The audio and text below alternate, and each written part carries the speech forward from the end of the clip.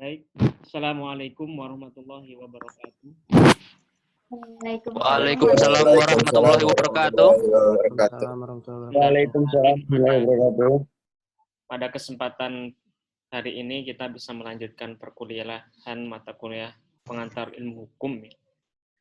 Kemarin kita sudah membahas terkait dengan sistem hukum dan pembagian sistem hukum yang berlaku di dunia ini, ya, khususnya dibagi menjadi 3, ada sistem hukum common law, kemudian sistem hukum civil law, dan sistem hukum sosialis. Masing-masing mempunyai perannya dan diterapkan di negara-negara tertentu. 3 sistem hukum inilah yang berpengaruh di dalam pembentukan atau dalam penyelenggaraan hukum di dunia. Di Indonesia sendiri lebih cenderung menganut sistem hukum sivil law karena memang secara historis dia dijajah oleh Belanda yang notabene juga menerapkan sistem hukum sivil law. Meskipun demikian, juga Indonesia juga mengakui adanya sistem hukum Islam dan kemudian sistem hukum adat. Nah, itu hukum. Hari ini kita akan melanjutkan pembahasan mengenai konsep dan asas hukum. Hal ini adalah hal yang mendasar di dalam pengetahuan ilmu hukum, jadi penting untuk disampaikan kepada mahasiswa hukum. Ya, konsep dan asas-asas hukum. Konsep-konsep hukum. Konsep hukum atau konsep-konsep hukum pada dasarnya adalah pengertian dari istilah-istilah hukum yang terpenting. Ganteng banget ya dosen saya. Bukan sekedar pengertian. Ganteng banget lihat. Tulisan UII nih. Kalau bapak saya UI juga. Ganteng ya? Jadi istilah nih. Di mute dulu itu. Semangat, boy.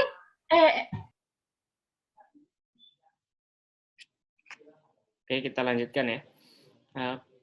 Tetapi bukan sekedar pengertian, melainkan pengertian yang telah melalui kajian dan perdebatan panjang antara ahli hukum, sehingga konsep hukum merupakan pengertian-pengertian khas untuk hukum.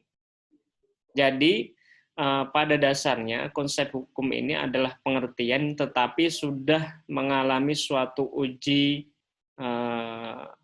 perdebatan oleh kalangan ahli hukum, sehingga ditetapkan suatu konsep umum yang itu menjadi yang selalu digunakan di dalam istilah-istilah hukum, menjadi dasar di dalam penyelenggaraan hukum. Konsep hukum memang beranjak dari istilah pengertian yang umum digunakan, ya, tetapi kajian dan perdebatan telah memberikan pengertian yang bersifat khas untuk hukum. Yang ada kalanya tidak persis sama lagi dengan pengertian umum. Jadi konsep hukum itu memang berangkat dari suatu pengertian dari istilah-istilah hukum yang terpenting, kemudian diangkat menjadi suatu konsep karena itu sering digunakan, khususnya di dalam penyelenggaraan hukum, menjadi dasar. Makanya di dalam ini perlu diketahui apa saja sih konsep hukum yang sering digunakan di dalam penyelenggaraan hukum itu, yang awalnya memang berangkat dari suatu pengertian-pengertian umum yang sudah mendapat suatu uji perdebatan, mendapatkan melalui kajian, ya, kajian yang panjang, ya, para ahli hukum, sehingga disepakati bahwa ini merupakan suatu konsep hukum yang bisa digunakan di dalam penyelenggaraan hukum. Ya. Adapun beberapa konsep hukum di sini yaitu mengenai subjek hukum. Nah, subjek hukum ini merupakan istilah yang harus diketahui oleh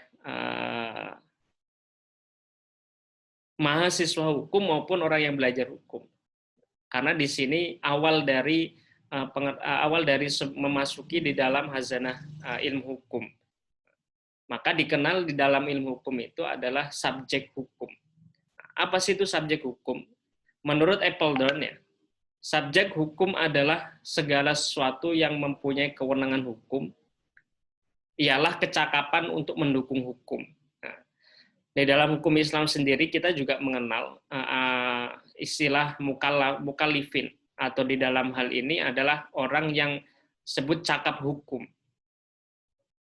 Dikatakan cakap hukum sehingga orang itu bisa melakukan suatu tindakan hukum. Nah, disinilah yang disebut subjek hukum.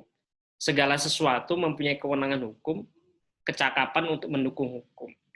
Sedangkan menurut Kansil, CST Kansil itu subjek hukum adalah sesuatu yang mempunyai hak dan kewajiban. Nah, dalam pengertian yang paling umum, subjek hukum itu adalah penyandang hak dan kewajiban. Dia mempunyai hak dan juga mempunyai kewajiban. Yang itulah yang disebut sebagai subjek hukum. Nanti di sini akan diketahui siapa saja itu yang termasuk subjek hukum ya. Dalam hukum privat misalnya, nah kita memasuki pembagian dari subjek hukum sendiri. Jadi pengertian subjek hukum itu adalah sesuatu yang punya hak dan kewajiban. Atau dalam istilah yang paling umum, dia adalah penyandang hak dan kewajiban.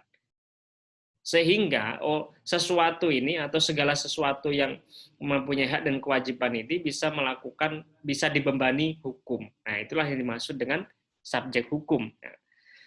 Dalam hukum privat atau hukum perdata ya, private law itu sudah umum diterima bahwa subjek hukum itu mencakup dua hal. Pertama itu manusia, orang per orang, dan yang kedua adalah badan hukum, reh person. Nah, di dalam hukum perdata, di dalam hukum privat itu dikenal dua macam ini yang disebut sebagai subjek hukum. Jadi ada dua, yaitu manusia ya, atau orang per orang, dan kedua adalah badan hukum atau reh person. Nah, manusia, yang pertama adalah manusia. Manusia itu adalah subjek hukum. Kenapa? Karena dia dibebani hak dan kewajiban. Dia mempunyai hak dan juga mempunyai kewajiban. Memiliki hak yang harus didapatkan, juga memiliki kewajiban yang harus dilaksanakan. Maka dia adalah subjek hukum. Dalam istilah bahasa Belanda, ya, manusia atau perorangan itu sebagai subjek hukum disebut juga dengan istilah naturlich person. Ya. Jadi dalam istilah bahasa Belandanya, ya, manusia itu sebagai subjek hukum itu disebut naturlich person. Kenapa kemudian digunakan banyak sekali istilah Belanda di dalam kajian hukum kita? Karena tidak lepas dari pengaruh ya hukum Belanda yang sudah pernah kita jelaskan sebelumnya.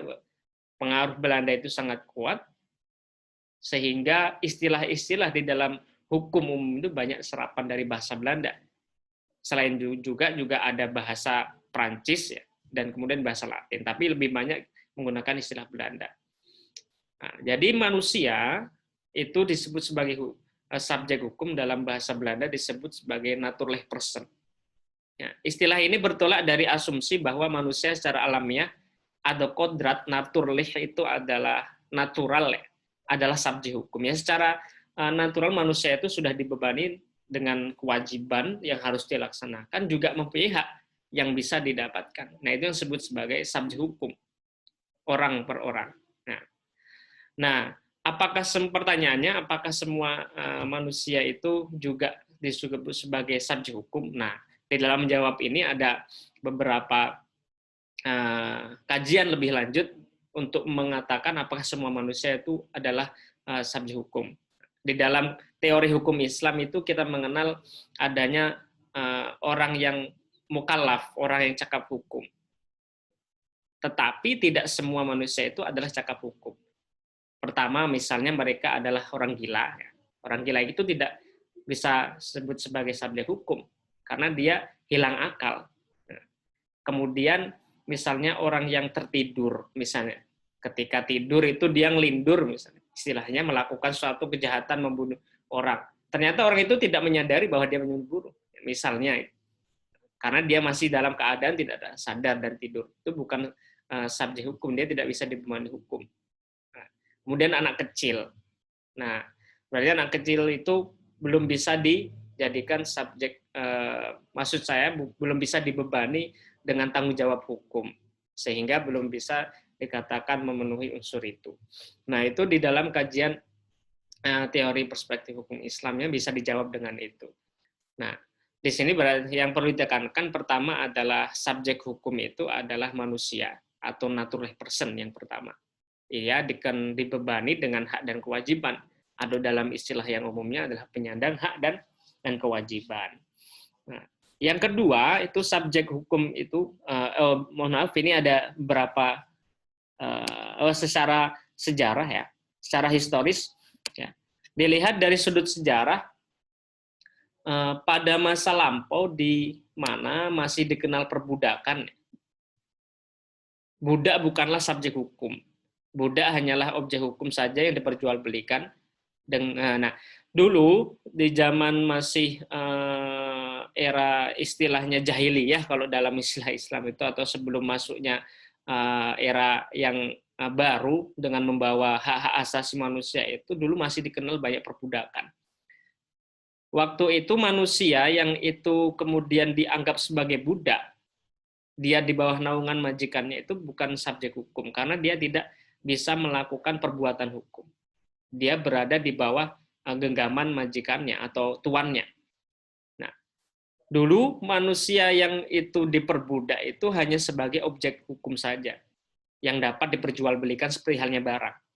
Nah, namun kemudian pada tahun 1926 dengan adanya Slavery Convention, perjanjian internasional yang ditandatangani di bawah Liga Bangsa-Bangsa, ya, League of Nations sebelum adanya PBB itu, yang kemudian pada tahun 1953 di bawah naungan PBB, dunia internasional menghendaki agar perbudakan dihapuskan dari dunia ini. Jadi ada suatu historical terkait dengan manusia ini apakah semuanya disebut subjek hukum atau tidak. Ternyata di dalam hal ini dulu ada sistem perbudakan, dan budak itu bukan salah satu sebagai subjek hukum. Seperti yang saya katakan tadi juga, bahwa di dalam teori hukum Islam itu kan yang disebut orang yang dapat dibebani hukum itu kecuali 3, orang gila, orang sedang tidur, dan masih anak kecil tadi. Nah, di sini ditambah lagi di dalam sejarah disebutkan bahwa ternyata orang yang diperbudak itu bukan merupakan bagian dari subjek hukum dulu. Namun sekarang hari itu sudah dihapuskan. Segala perbudakan dihapuskan, sudah tidak ada lagi budak, orang dapat diperbudakan itu, dan sudah dihapuskan berawal dari adanya Slavery Convention ini tahun 1926, dan kemudian disahkan oleh PBB, diperkuat oleh PBB pada tahun 1953, yang menghendaki bahwa perbudakan itu dihapuskan di seluruh dunia. Nah, itu sudah tidak lagi, sehingga dapat dikatakan bahwa ya sekarang manusia itu yang sudah cakap hukum, yang sudah dewasa itu ya memiliki penyandang hak dan kewajiban.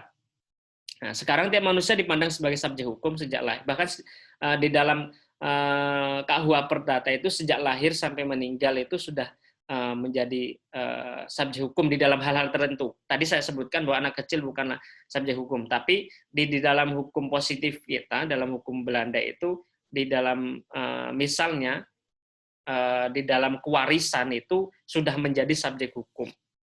Disebutkan dalam pasal 2 ayat 1 KUH Perdata. Anak dalam kandungan seorang wanita dianggap telah lahir setiap kepentingannya menghendakinya. Jadi jika kepentingan si anak dalam kandungan menghendaki, ia dipersamakan dengan seorang yang telah lahir.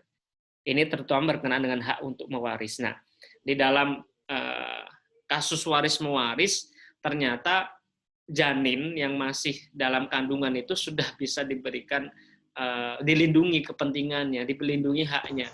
Dia dapat mendapatkan warisan orang tuanya. Sudah dihitung sebagai orang yang seperti halnya orang lahir.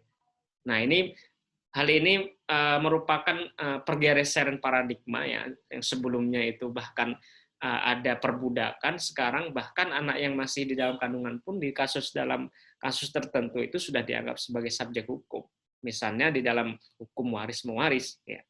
Nah, itulah subjek hukum yang pertama adalah orang atau manusia, atau yang dalam bahasa Belanda disebut sebagai natuurlijk person itu. Nah, yang selanjutnya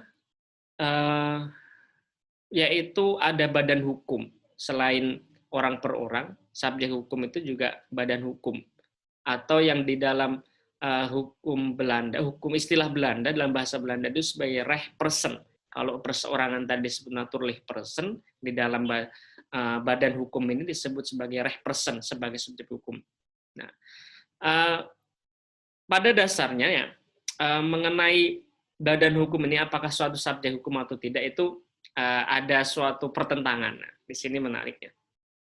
Ada yang mengatakan badan hukum itu bukanlah tidak bisa dianggap sebagai subjek hukum, tapi di sisi lain ada teori yang kemudian menentangnya, bahwa subjek hukum itu juga penyandang hak dan kewajiban, sehingga dia mempunyai kewajiban dan juga menjadi hak yang harus didapatkan. Apa saja jadi contoh badan hukum? Contoh badan hukum itu misalnya adalah PT, perseroan terbatas, kemudian tindakan dalam rangka kegiatan usaha PT dipandang sebagai tindakan PT itu sendiri. Tanggung jawab PT sebatas kekayaan PT dan tidak sampai pada kekayaan pribadi dari orang per orang yang menjalankannya. Contoh badan hukum adalah di sini disebutkan ada perseroan terbatas PT. Jadi tindakan-tindakan PT itu adalah juga disebut sebagai tindakan hukum. Namun di dalam hukum perseroan terbatas ini, seseorang yang membeli saham di PT itu tidak bisa ditanggung jawab PT itu sebatas hanya kekayaan dari perseroan terbatas ini, tidak sampai pada hak pribadi ketika nanti terjadi kerugian atau pailit. Nah, nanti ini akan dipelajari lebih lanjut di dalam hukum dagang ya, terkait dengan perseroan terbatas ini. Tapi ini untuk memberikan contoh, salah satu badan hukum itu adalah PT. Di sisi lain banyak sih, misalnya ada yayasan, kemudian institusi, kemudian ada pemerintah daerah, itu juga merupakan badan hukum. Dia bisa melakukan badan hukum. Seperti universitas kita ini, UIN ini juga badan hukum. Dia bisa melakukan kegiatan tindakan hukum dan juga bisa mendapatkan hak dan kewajibannya. Nah, lebih lanjut ya mengenai badan hukum ini sebagai subjek hukum ini, ada pertentangan antara dua teori mengenai badan hukum seperti yang saya sampaikan tadi. Pertama ada teori fiksi dengan tokohnya von Savigny itu mengatakan dia tidak setuju bahwa badan hukum itu bagian dari subjek hukum.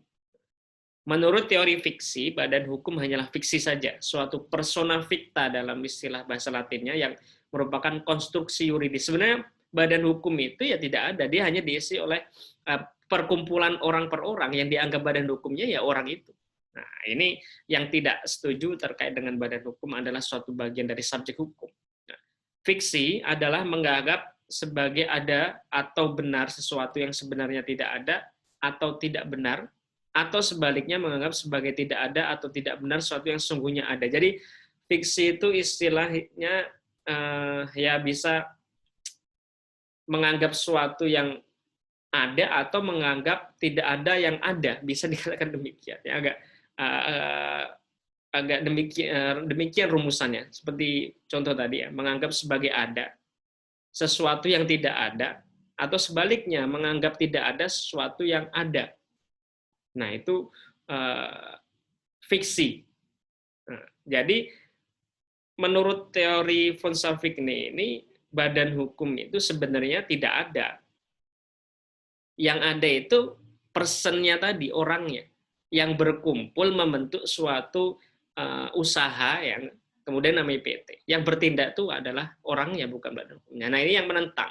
Sehingga yang dikatakan di situ bahwa badan hukum itu ya tidak bisa melakukan suatu tindakan hukum, tidak bisa dibebani hak dan kewajiban. Nah, ini teori yang menentang menurut von Savigny.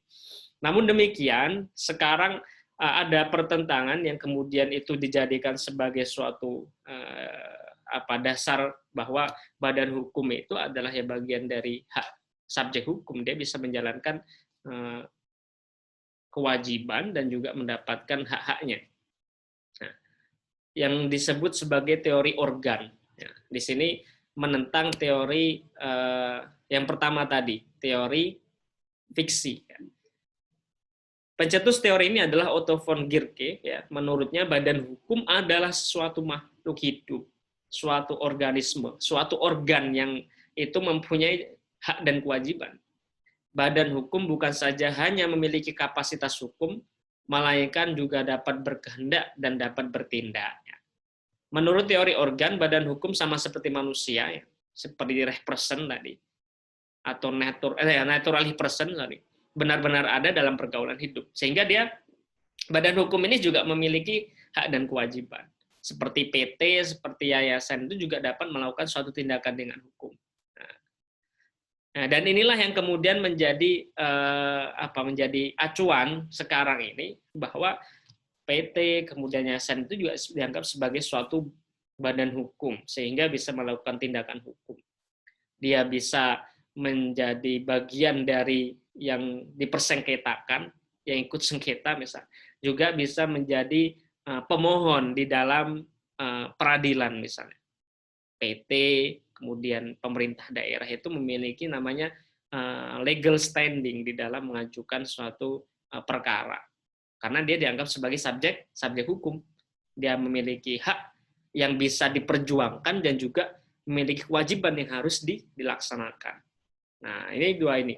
Jadi sekarang ini, di antara dua teori ini memang teori organilah yang paling kuat. PT itu, sehingga yang paling umum dikatakan bahwa subjek hukum itu ada dua, yaitu naturlich person atau perorangan tadi, orang per orang, dan kemudian ada rechtsperson, badan hukum. Nah, sehingga yang dinamakan badan hukum ini selalu memiliki hak dan kewajiban yang harus dilakukan. Ya. Nah, kembali lagi dari pengertian subjek hukum adalah penyandang hak dan kewajiban.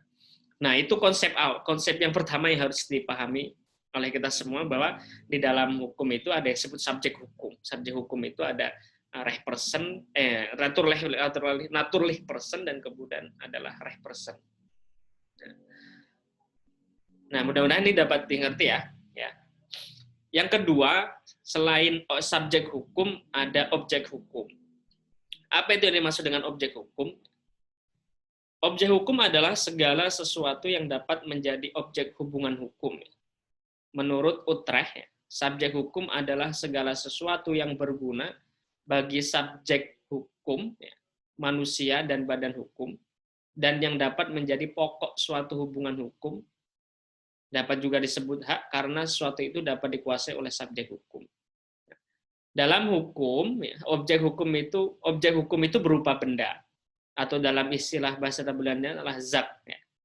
Menurut pasal 499 buku 2 KUH Kitab Undang-Undang Hukum Perdata, benda adalah tiap-tiap barang dan tiap-tiap hak yang dapat dikuasai oleh hak milik. Dengan demikian, benda sebagai subjek hukum menyakup barang dan hak, di mana barang dan hak itu dapat dikuasai oleh hak milik. Jadi, objek hukum itu adalah barang, segala sesuatu yang dapat menjadi objek hubungan hukum. Yang dimaksud yang dapat menjadi objek hubungan hukum ini adalah berupa barang, benda. Berupa benda.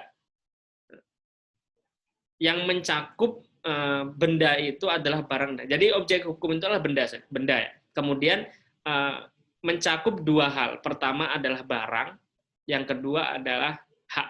Nah, jadi hak itu juga bisa menjadi subjek hukum. Objek hukum. Segala sesuatu yang dapat menjadi objek hubungan hukum.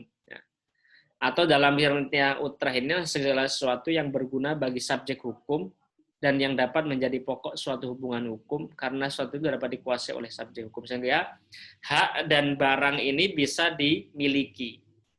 Nah, tadi bahwa hak itu adalah suatu yang bisa diperjuangkan. Nah, ketika hak itu adalah hak kita, ya harus kita ambil. Kalau itu hak orang lain, ya tidak boleh ambil karena itu menjadi objek hukum. Berupa barang ya, dan berupa hak. Hak ini berarti bisa menjadi subjek hukum selain barang. Nah, dalam konsep yang umum, objek hukum itu adalah benda, dan benda itu mencakup dua pengertian, yaitu barang dan kemudian ada hak. Sehingga kedua hal ini bisa menjadi hak milik, bisa dimiliki.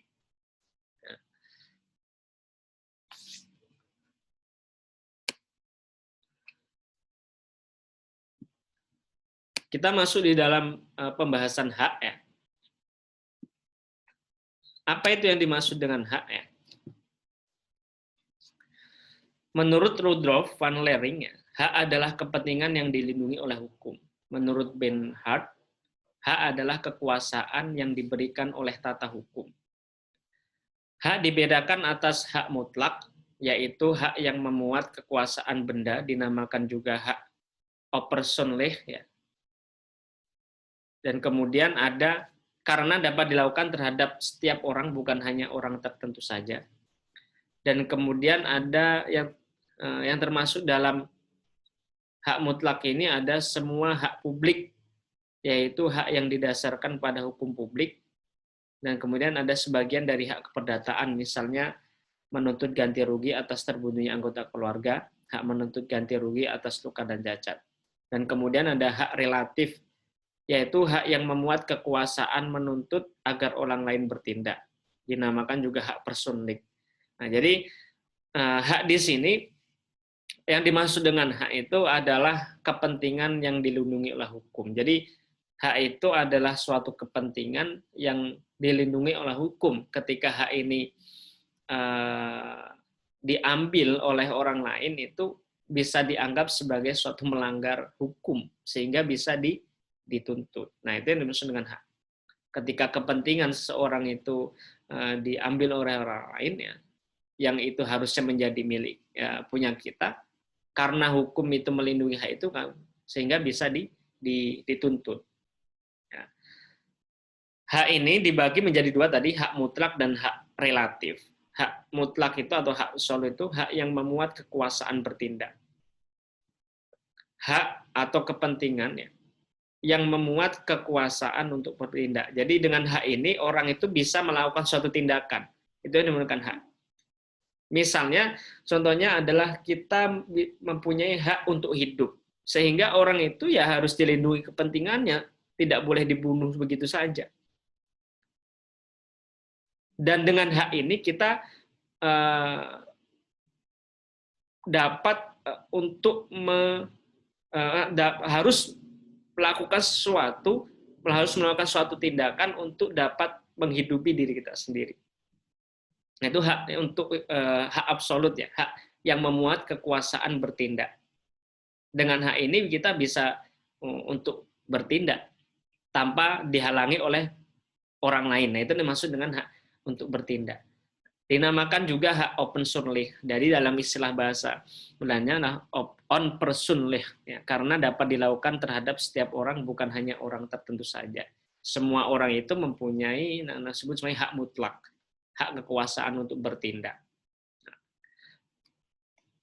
Yang termasuk dalam hak mutlak ini, ya, ada hak publik dan ada hak privat atau hak perdata atau hak pribadi. Nah, jadi hak mutlak ini dibagi menjadi dua. Pertama adalah hak publik, semua hak publik, yaitu hak yang didasarkan pada hukum publik dalam arti objektif. Hak ini antara lain ditemukan dalam Undang-Undang Dasar, termasuk di sini adalah HAM. Jadi yang termasuk hak publik itu adalah hak yang sudah diatur di dalam suatu undang-undang dasar, ya, yang kemudian itu bisa dinikmati oleh semua orang. Apa saja misalnya di dalam undang-undang dasar kita? Ada hak untuk hidup, hak untuk mendapatkan pekerjaan, hak untuk hidup layak, hak untuk mendapatkan pendidikan. Nah, itu disebut hak publik yang sudah ditentukan di dalam konstitusi, suatu aturan tertinggi kita, yang merupakan kontrak sosial antara warga, antara rakyat dengan penguasa. Itu sudah ditentukan hak-hak kita.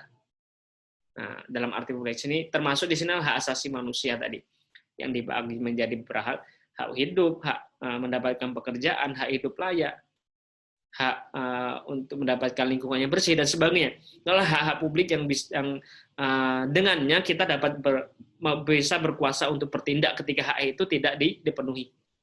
Nah, misalnya hak untuk pendidikan, ternyata dalam prakteknya banyak sekali, misalnya ada anak yang terlantar, ini harusnya mendapatkan hak. Dia bisa menuntut atas haknya yang harusnya ia dapatkan karena dia mempunyai kekuasaan untuk itu, mempunyai kewenangan untuk menuntut itu. Nah, itu hak publik. Kemudian ada hak privat atau hak pribadi, keperdataan. Sebagian dari hak perdataan. Pertama adalah semua hak publik, yang kedua adalah sebagian dari hak perdataan. Misal adalah hak menuntut ganti rugi atas terbunuhnya anggota keluarga, hak menuntut ganti rugi atas luka dan cacat. Nah, itu contohnya di sini hak keperdataan. Sebagian dari perdataan yang masuk di dalam hak mutlak ini adalah terkait dengan menuntut ganti rugi atas terbunuhnya anggota keluarga misalnya. Nah, yang kedua itu ada hak relatif, yaitu hak yang memuat kekuasaan menuntut agar orang lain bertindak. Hak yang memuat kekuasaan menuntut agar orang lain bertindak. Dinamakan juga personleh karena hanya dapat dilakukan terhadap orang tertentu saja. Selain itu dapat juga hak tagih dan hak piutang. Nah, ini hak relatif. Jadi tidak semua orang, namanya relatif itu berarti tidak semua orang itu memiliki hak ini, kecuali beda dengan hak mutlak. Kalau hak mutlak itu pasti dimiliki oleh semua manusia. Tapi kalau hak relatif tidak, hanya orang tertentu saja. Hak yang memuat kekuasaan menuntut orang lain bertindak, sehingga dengan kekuasaan itu bisa memperdaya orang lain atau memerintahkan orang lain untuk melakukan suatu tindakan tertentu. Nah, itu disebut dengan hak relatif. Nah, misalnya ini adalah pimpinan di dalam perusahaan, dia adalah direktur. Nah, dia mempunyai hak untuk memerintah tenaganya atau stafnya untuk bertindak suatu hal tertentu. Mewakili dia misalnya. Nah, itu yang disebut sebagai hak relatif. Dinamakan hak relatif karena tidak semua orang itu memiliki hak ini, hanya orang tertentu saja. Kalau hak mutlak, pasti semua orang memiliki hak itu. Tidak perlu adanya misalnya tuntutan dari orang lain, dia bisa menuntut dirinya sendiri bisa menuntut haknya tanpa orang lain. Nah, disebut perbedaan itu. Sehingga hak itu menjadi dua. Ada hak mutlak dan ada hak relatif. Nah, itu konsep hukum mengenai hak. Sekarang adalah konsep hukum kewajiban hukum, yaitu kewajiban hukum. Konsep hukum yang selanjutnya adalah kewajiban. Selain hak, juga ada kewajiban. Nah, ini masih berkaitan dengan tadi, subjek hukum. Karena subjek hukum itu adalah penyandang hak dan kewajiban. Dia bisa mendapatkan haknya, tapi juga harus melaksanakan kewajibannya. Apa itu yang dimaksud dengan kewajiban hukum? Kewajiban hukum itu di sini diartikan sebagai syarat-syarat hukum dengan mana subjek hukum terikat untuk menyesuaikan diri. Syarat-syarat hukum atau legal requirement adalah syarat-syarat yang ditentukan dalam hukum tentang bagaimana orang seharusnya bersikap atau bertindak. Kewajiban hukum merupakan pasangan terhadap hak di lain pihak. Jika suatu pihak memiliki hak, maka pihak lain memiliki kewajiban. Seperti dua sisi dari satu mata uang. Jadi ya dapat dikatakan di sini bahwa ya hak dan kewajiban itu merupakan dua sisi yang tidak dapat dipisahkan. Ketika orang itu mendapatkan haknya, ya secara otomatis dia harus menjalankan kewajibannya. Syarat-syarat yang ditentukan dalam hukum tentang bagaimana orang itu seharusnya bersikap. Harusnya itu bagaimana itu adalah suatu yang harus dikerjakan oleh si subjek hukum ini. Bahkan kewajiban hukum ini adalah biasanya mendahului dari haknya. Ketika orang menuntut haknya, berarti dia harusnya sudah melaksanakan kewajibannya. Tidak logis ketika orang itu menuntut haknya tapi tidak melaksanakan kewajibannya. Konsep ini yang harus dibangun. Ya. Di dalam Islam sendiri pun kita disuruh untuk melaksanakan kewajiban dulu, baru bisa mendapatkan hak kita. Misalnya kita sebagai manusia secara kodrariyah, secara lahiriah itu kan kita dituntut untuk melaksanakan kewajiban kita bagi manusia. Apa kewajiban kita? Pertama, misalnya kita harus melaksanakan sholat 5 waktu, karena itu sudah ditentukan oleh. Baru kita mendapatkan hak kita, dapatkan rezeki yang banyak dan sebagainya. Yaitu bagian dari konsep yang umumnya. Jadi kewajiban ini biasanya mendahului dari hak itu. Bagaimana orang seharusnya bertindak itu yang merupakan adalah bagian dari suatu kewajiban. Sehingga ketika ingin mendapatkan hak kita, ya kita harus menjalankan kewajiban terlebih dahulu. Nah, di sini kemudian dikatakan bahwa antara hak dan kewajiban itu tidak dapat dipisahkan. Dua sisi mata uang itu tidak bisa dipisahkan. Analoginya gitu. Peribahasanya begitu. Seperti dua sisi mata uang. Satu sisi ada kewajiban dan satu sisi adalah hak. Dan hak itu bukan biasanya, memang sepatutnya